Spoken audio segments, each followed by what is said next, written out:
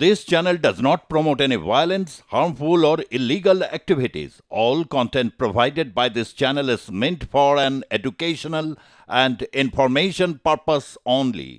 8 March আন্তর্জাতিক নারী দিবস। ভোট বক্সে মহিলা ভোট টানতে রাজনীতিকরা কি না কি করে থাকেন, তাই নারী দিবসের মতো গুরুত্বপূর্ণ দিনকেও মোটেই হাতছাড়া করা যায় না। নারী দিবস উপলক্ষে একাধিক কর্মসূচি বিভিন্ন রাজনৈতিক দলের তরফে। নারী দিবস উপলক্ষে মহিলাদের কুর্নিশ জানিয়ে বিশেষ চমক দিতে চলেছেন প্রধানমন্ত্রী নরেন্দ্র মোদী। পিছিয়ে নেই রাজ্যের শাসক দল তৃণমূল কংগ্রেসও। বিশেষ কর্মসূচি নিয়েছে তৃণমূল এবং তৃণমূলের মহিলা সংগঠন এই কর্মসূচি নিয়েছে।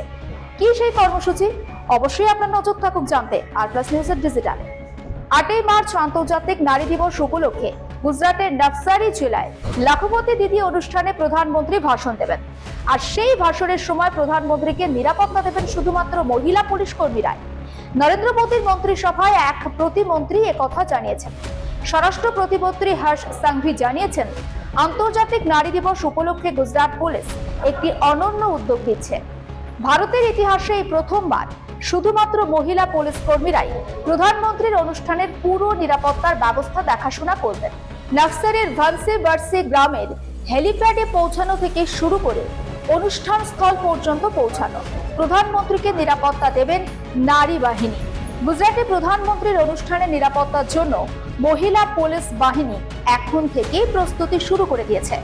সূত্রে খবর, মোট 2165 জন মহিলা কনস্টেবল, 187 জন মহিলা পিআই, 61 জন মহিলা পিএসআই, 19 জন মহিলা ডিওয়াইএসপি, 5 জন মহিলা ডিএসপি, 1 জন মহিলা আইজিপি এবং 1 জন মহিলা এডিজিপি পুরো কর্মসূচি তদারকি করবেন।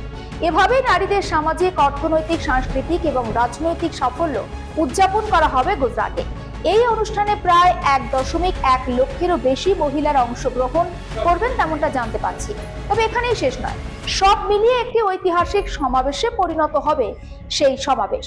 প্রধানমন্ত্রী নরেন্দ্র মোদী জানিয়েছেন, তার সোশ্যাল মিডিয়া অ্যাকাউন্ট থেকে তিনি বিভিন্ন ক্ষেত্রে সফল নারীদের হাতে তুলে দেবেন সাফল্য। তারা সোশ্যাল মিডিয়ার মাধ্যমে তাদের কাজ এবং অভিজ্ঞতা সম্পর্কে কথা বলবেন।